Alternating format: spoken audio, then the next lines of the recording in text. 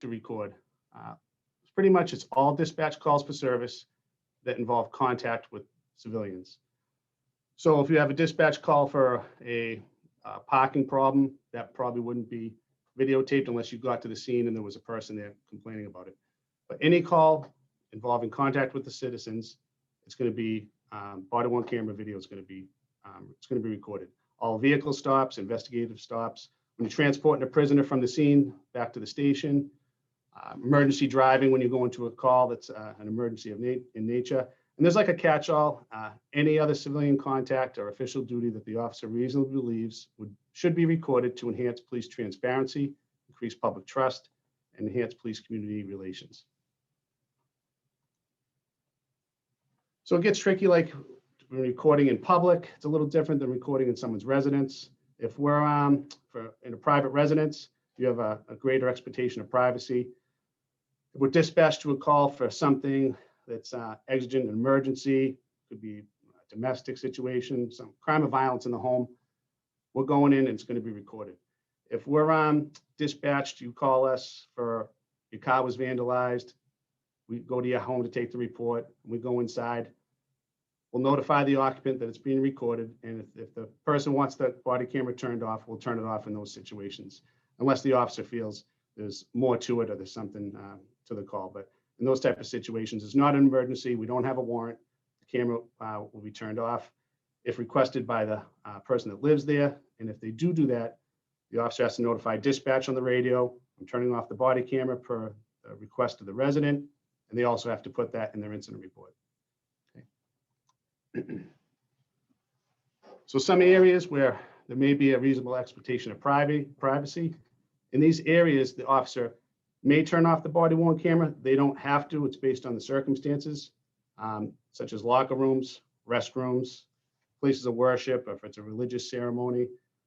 In hospitals, if you're going to a hospital, take a report, there could be someone who's a victim of a crime there. You're going to walk by other people who are in the hospital for their own personal reasons. You're probably going to have the camera off.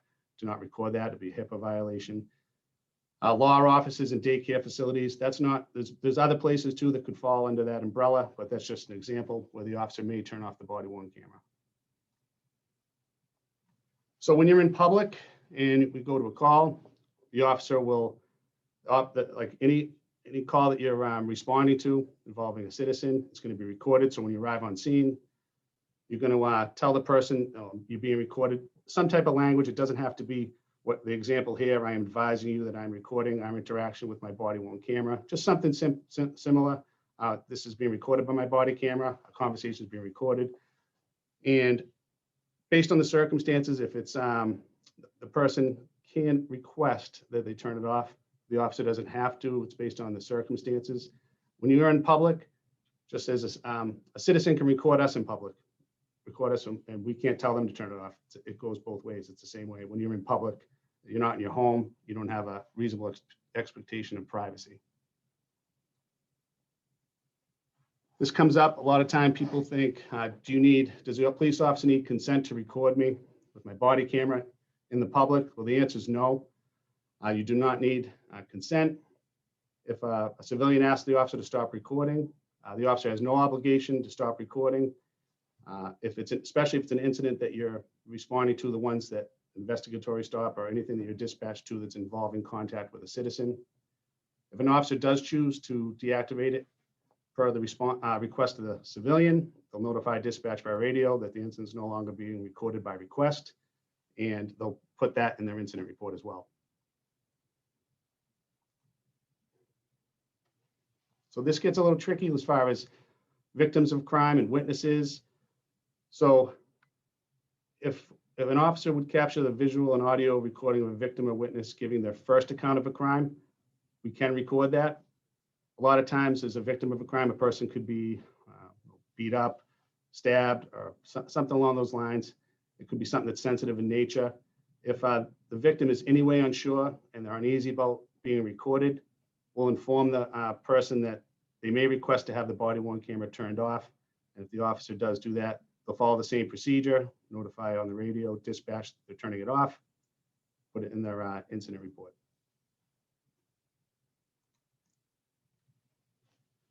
People ask, how long do you have to keep the camera activated? How long does it have to record the incident?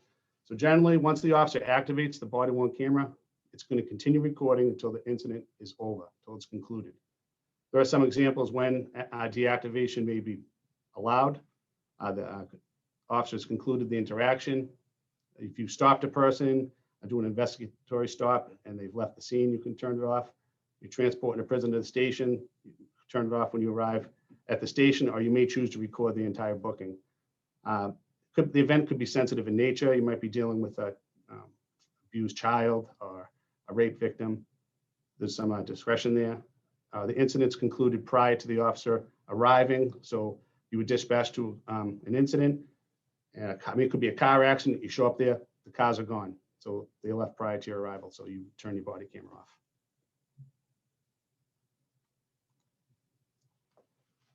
A lot of people ask, how long is body-worn camera video retained? It's based on how it's categorized, the retention rate. So when an officer is dispatched to a call, they will, at the conclusion of the call, they're going to categorize it. So they'll go in, they can either do that on their smartphone through an app, or they'll log into their account with Axon, and they'll categorize it. If it's a sexual assault or abused person, for example, that's going to be kept forever. Death investigation, forever. Anytime we use force, it's kept for 7 years.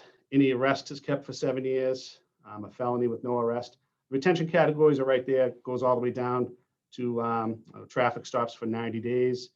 An FIO, which is like a field interview observation. If you're talking to someone on the street, that's kept for 90 days. So those are retention periods, and they automatically, it's set up in the system, they'll automatically be deleted from the evidence.com account when that retention period arrives.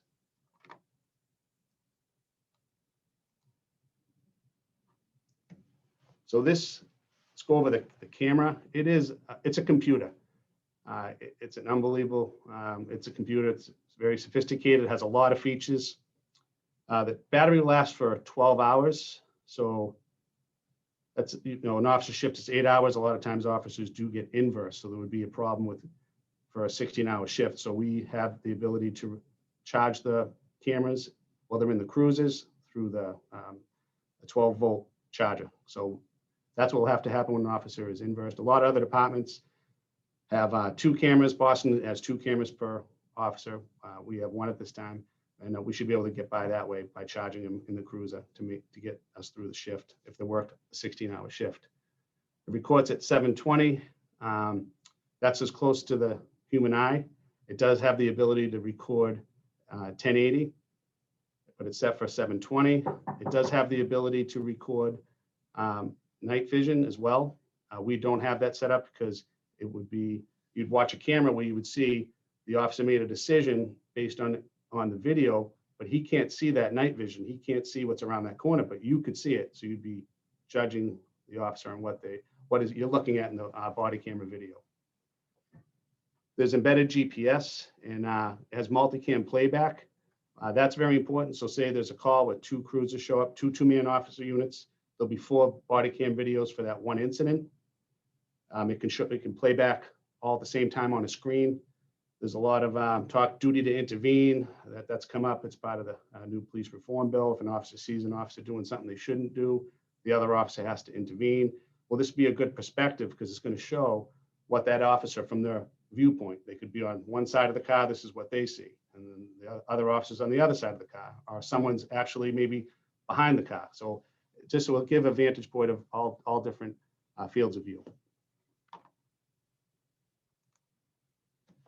So on the camera, this is just quickly in the middle. The officer will press that. It will activate the camera, and it will record. You hold it for 3 to 5 seconds, and it will deactivate it and stop recording. There's also 4 microphones on there as well.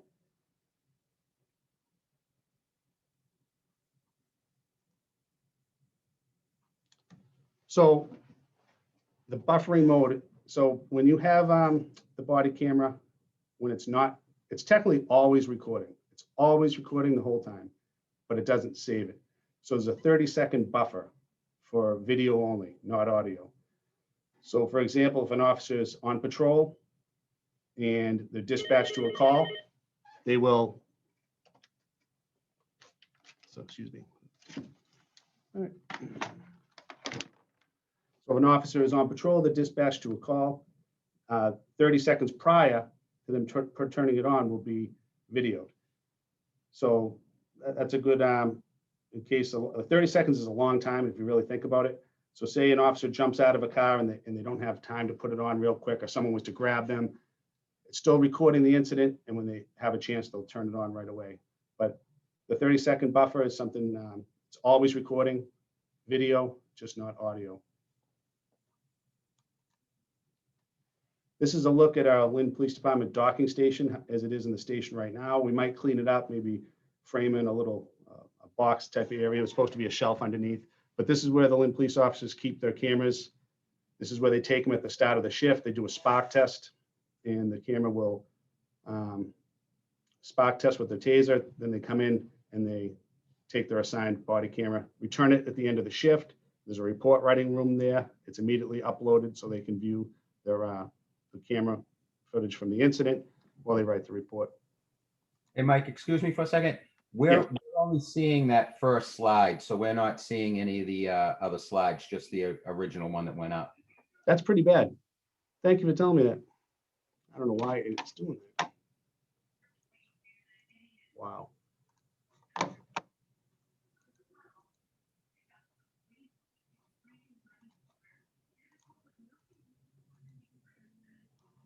I don't know why the slide sharing is not working as, so you don't see any other slide. No, just that first one that you'd put up. When you first came on and put it up, we did see the little ones on the side, but when we went back to it, it was just that first slide. So that's the only one we've seen so far. Maybe try stop sharing and then start it up again. Yeah, I would do that. We are painting a good mental picture, though. The pictures were great. I worked like hard in this PowerPoint too. Oh man, it's too bad.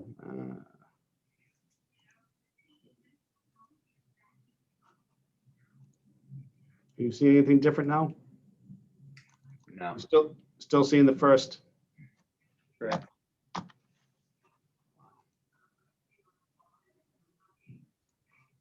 is that even possible? Let me try one thing. All right, try one thing.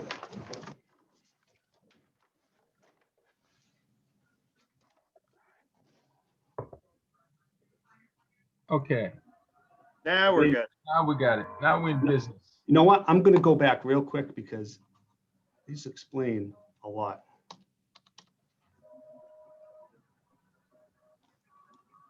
So this is the overview that I went through that. So this will be saved. I'll just click through it real quick. So it will be saved for the presentation if someone wants to look through it after. This is when we have to record. Went through most of this list, but it's on there. Recording in private residences.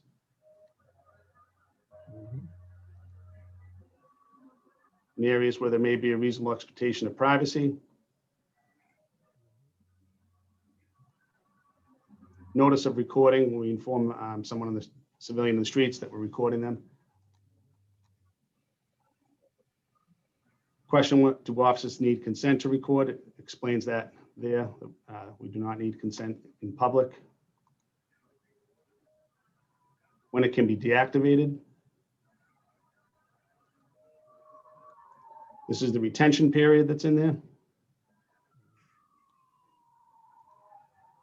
And this was the camera, the overview, 12-hour battery life, 720, 30 frames per second. That's the event button in the middle that you press to record. Start a recording, an officer does, double presses it, and then holds it to deactivate it. This is explained in the buffering mode, 30-second buffer that isn't recorded. The audio isn't recorded, the video always is, but it automatically deletes 30 seconds prior and just continues on. And this is where we are. This is what the docking stations look like at the Lynn PD, where the officers take their camera at the start of the shift and they return it to the docking station after. And it does need to be cleaned up. It's pretty neat, but it will maybe build a frame around it or something. We're going to put shelves underneath a cabinet type of construction. So this is how it's mounted. You have the flexible mount. just play it real quick. So it goes under the shirt.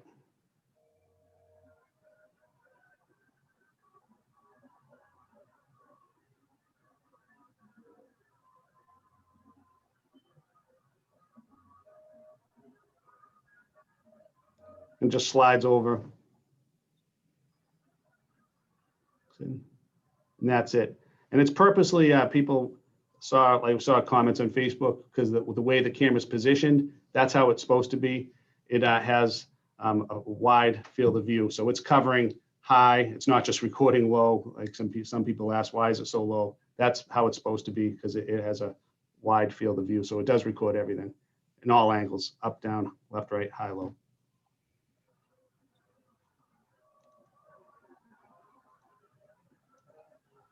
So this is Axon Performance. And like I said, Mayor McGee, he ensured we had the best equipment. This is an add-on feature, Axon Performance. It's web-based.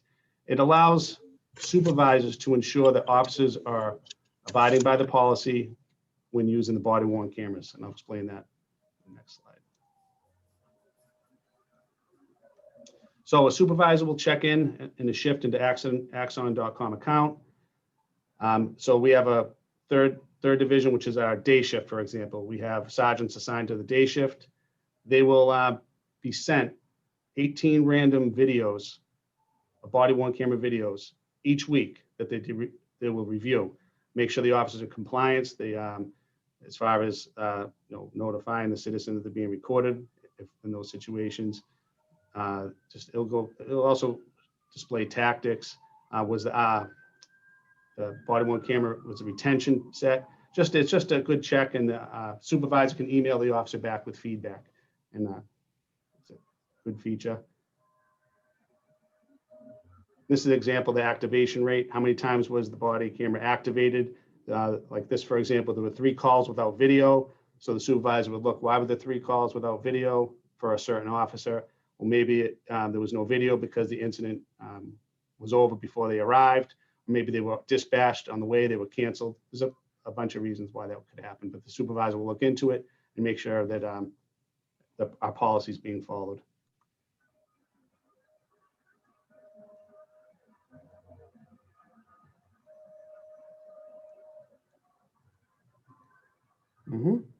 All right, this is a pretty cool feature. So this is Axon Citizen. So now we have the ability, say there's a car accident somewhere in the city, or there's a shooting or any type of incident. So our public information officer can put information out on social media, and we can open up a portal. And the portal could say, if anyone witnessed this crime, this is the link to the portal. They can upload video, pictures to the portal, and we'll keep the portal open, say for maybe 3 days, a week. And anyone in the community can upload photos and videos, and it'll be categorized with the incident. So it's a pretty good feature.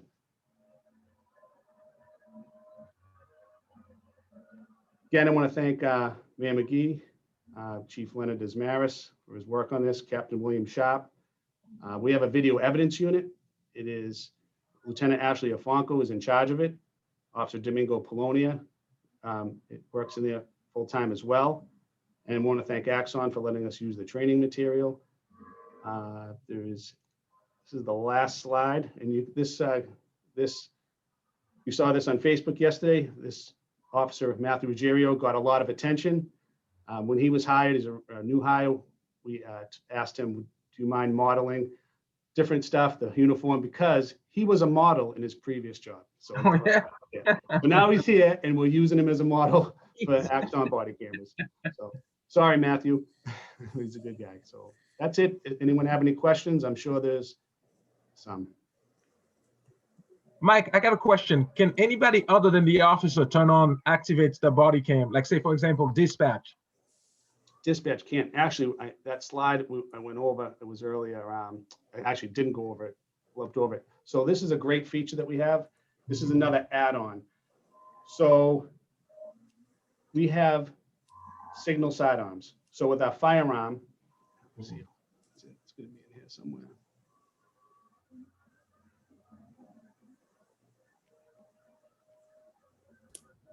I have stopped sharing the screen, Chief Vail. Oh, okay. That's right. So there's actually a signal sidearm. So there's a little piece of plastic. It's a solid piece of plastic. It actually screws into the firearm. So it's a sensor. So whenever an officer draws his firearm, that body worn camera is automatically activated.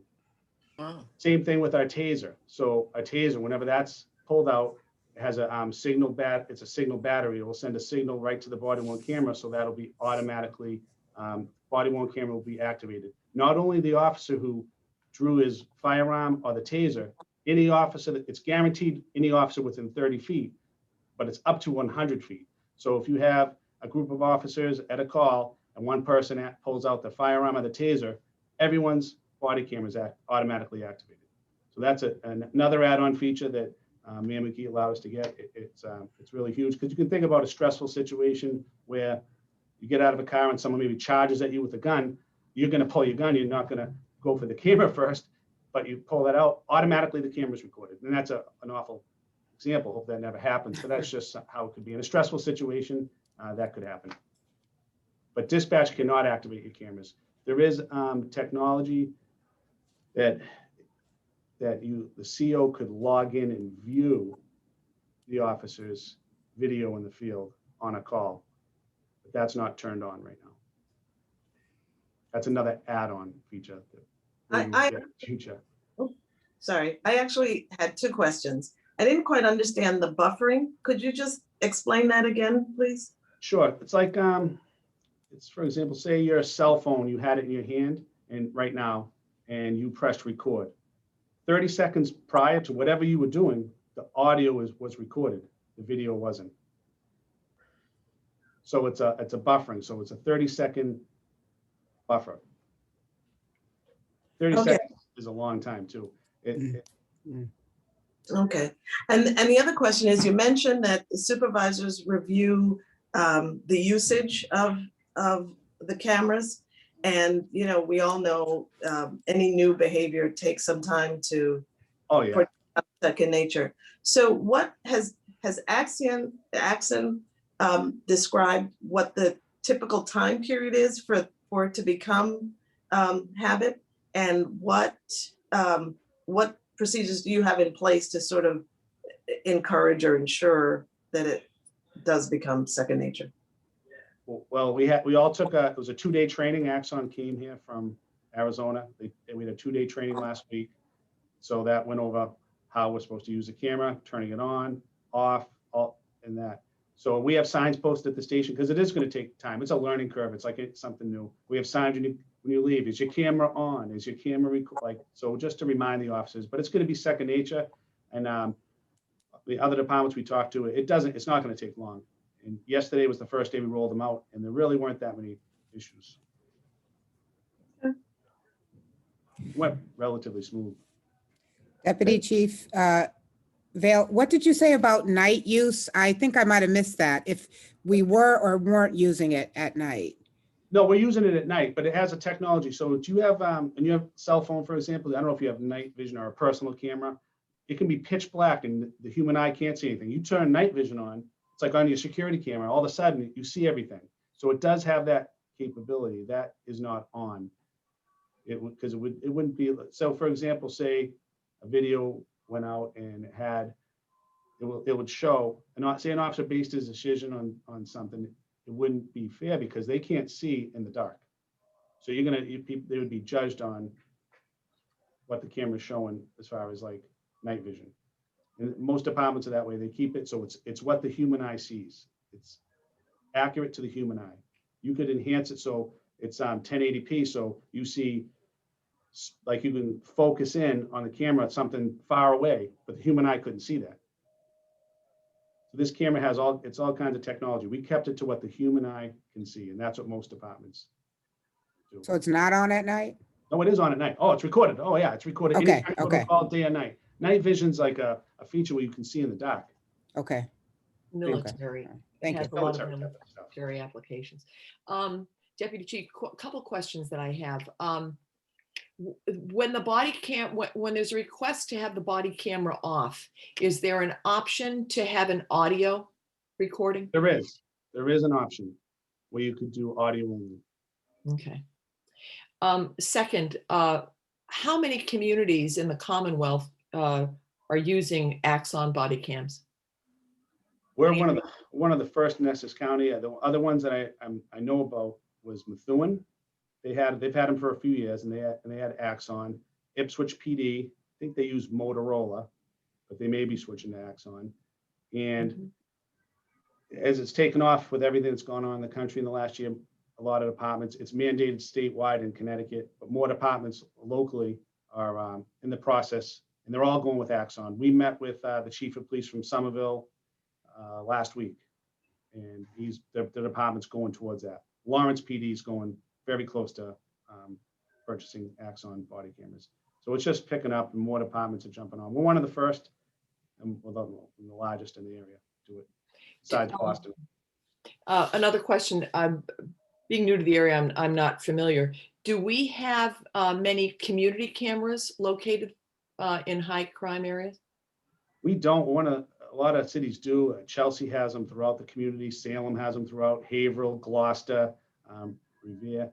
A lot of communities do. We don't have security cameras in the community. Maybe we will at some time, but that'd be something up to the mayor and the city council. And what is the cost of these body cams? It is a 5-year contract. It's $1.1 million investment. Okay. A lot of money. It is the state of the art. It is the best cameras out there. Axon. Mike, can you hear me? Mike, nice job today, sir. Oh, maybe your cameras are better. Is this where you're going with this? Well, that goes without saying, but the Axon Community Portal, is that specific to an incident, or is it out there? Specific to an incident. So say a shooting happened or a car accident, and we needed more information on it. We could put something out on social media. If anyone has information, this is the link.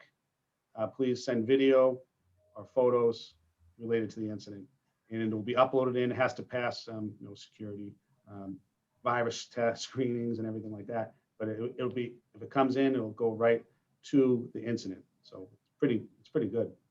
On the buffer, Oh, sorry, Tim. sorry, the buffer, is it pre and post, or just pre? Just pre. When it's off, it's off. Then as soon as you turn it off, it's starting the 30-second buffer again. Right, yep. My thought is if there was a tussle or a fight and somehow it got pressed off, You have to hold it for a long period of time. yeah, you gotta hold down for a few seconds. Mike, when there is one of those cases where you're looking for information for people to upload to the portal, is that done anonymously? No, you put your name on the submission. You'll get when you log into the portal, it'll ask for your information. You maybe could put anonymous and still send it in. There'll be some way to track it back, maybe if the email. Any other questions? So one more question, Mike, that link for the portal, that's found on the Lynn PD Facebook page? Well, we would put it out there. So if an incident happened, we would put that out on social media. Community, we need help. If anyone has information or pictures or videos about this incident, here's a link to the portal, and they could upload it. Is anonymity an option moving forward on that portal? You're typing in the information, so Yeah, you could put any name. right. Technically. Yeah, Maybe that's because how I you- know, that could be a barrier. Call the hotline at that stage, yeah. And Mike, is there a link to that presentation that like I could put on my Ward 2 newsletter and share with constituents so they can just see the PowerPoint? I know we had the community meeting last week, but I don't know the link. I can give you give you a hard copy of it. I tried to email it to Colin. It was too big. Yeah. So we can. There is a- I can ensure that you get it. I give it to Colin if it's easy to get out there. There- if you do that, I could actually put in my newsletter. I'm gonna put the PowerPoint up on my website. There is a link directly to this presentation. And as he flipped through the PowerPoint, it's accessible in there through our YouTube channel. Okay. Thanks, And I'm Mike. sorry for the technical. Oh, we're good. Like I said, you painted a good mental picture of everything.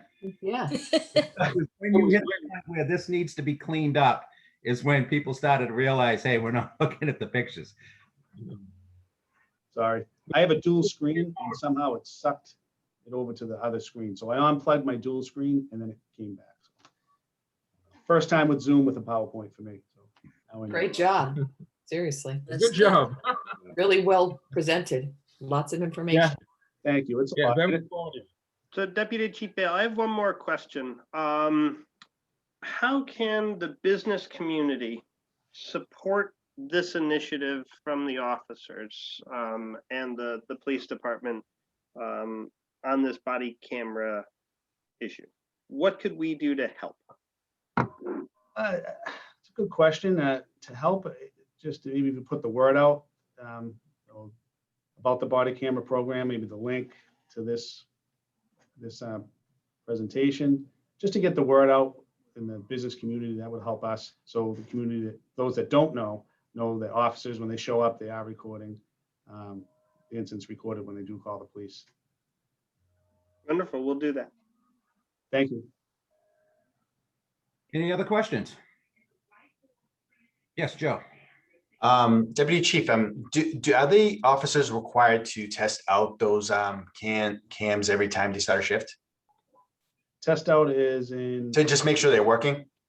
Oh yeah, they take it off. They ensure it has to have, it's in our policy, it has to be fully charged. There can't be any video from previous shift or the last time they used it on there before they take it out. All right, Yeah, there's an thank you. LED screen on the LCD screen on top and, Thank you. yep, no problem. I have one question. How do you like your new job? I'm buried in paperwork. It's a lot of grants, probably similar to what you do with finances. I don't know. I feel like I'm an accountant sometimes, but it's good. It's good. It's busy. It's a different animal. I prefer to be out in the community a little more instead of in my office, but it's good. Thank you for asking. Mike, I did have one more question. Do the undercover guys wear them as well? No, but if they do a search warrant, they will wear it. I'm sorry, my phone was They ringing. do not, if they do a search warrant, they will wear it. Okay, thank you. Mike, I'm assuming too that the folks that are doing the undercover drug or John Law and things like that, are they wearing them or probably No, people would see them? I'll give away, if I wouldn't have that much success. Yeah. No, Yeah. they're not. It's patrol only, so it's geared for officers that are responding to calls, or anytime and if they're not responding to a call, if they invoke their police powers, they have to turn it on. They're asking you to do something, to stop. Whatever they initiate involves a citizen contact, that's when they need to activate the cameras. Well, It's Lynn is very fortunate to have such a dedicated force and some. I can tell you, our officers didn't fight this. They're happy to have it because it's going to really show the good work that we do. And we have a great department. The officers do a great job. We do. I like that. We're not perfect. Nobody is, but we do our best. How many members on the force? 176. We're trying to hire right now. Trying to get the numbers up to 199. It's been tough finding quality candidates. We've exhausted our hiring list, but we're working hard on that right now. Yep. Mike, does each officer get assigned their own camera? Yes, patrolmen. Sergeants, lieutenants, and sergeants and above do not. It's patrolmen. Every single patrolman has one assigned to them. But it's theirs, so if there's a problem with it, Yep, it's theirs. No one else uses it but them. that's good. Awesome. Great. Any last questions while we have Deputy Chief Vail with us? I just saw Ray Basterach there. Wow. I predicted Last- big things. Don't tell him how I was in school. We'll leave that out of the conversation, but I grew up a lot. excellent job. Thank you. I appreciate it. Excellent job. And once again, great job, Mike. No other questions? Yes, Joe. I have one last one. The number of police officers, what is your ideal number that would make the police force run at its best capacity for the city?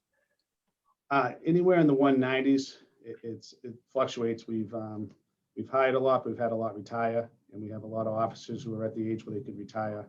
The next year or two, we could have mass retirements as well. So in the 190s, so then we could properly staff patrol division and maybe do specialty units, and we'd have officers for that, but we can't do specialty units because we strip patrol division. That's our primary functions, the backbone of the department. I have to say, having our office down in Central Square, it's nice seeing them out walking again. Yeah, we just started that program. Chief Ismaris Mhm. had us out there walking. We start that. It's great. This month, and we'll go to like November, but it's a great program. You get out of that's the only time I get out of the office. Everyone who is not in uniform gets to walk one shift a month, and look forward to it. Kind of old fashioned policing, good old fashioned. We need to get back to that. Yeah. Another follow-up question, and sorry to belabor this, but regarding the number of officers you have, how many languages are spoken on the force? And with regard to showing up in a sensitive situation, do you foresee any language problems explaining that this is being recorded and then getting feedback? Well, there's a lot of different language spoken in Lynn. It could be a problem at some point, I imagine, because with how diverse Lynn is. We do have 32 minority officers, and a lot of them speak various languages. We could always hire more and do better in there, but I imagine there could be a problem at some point. The good thing we can do is we could always call in. We do this with translations to 911, and they have translation for every language. We can relay that through the phone. So we've used that before in those difficult situations. Usually we get by. It's good. Okay, if there are no other questions, thank you all for joining us. Chief Vail, thank you so much for the information. It was great. And get out, enjoy the sunshine while you can, because it's not going to last long.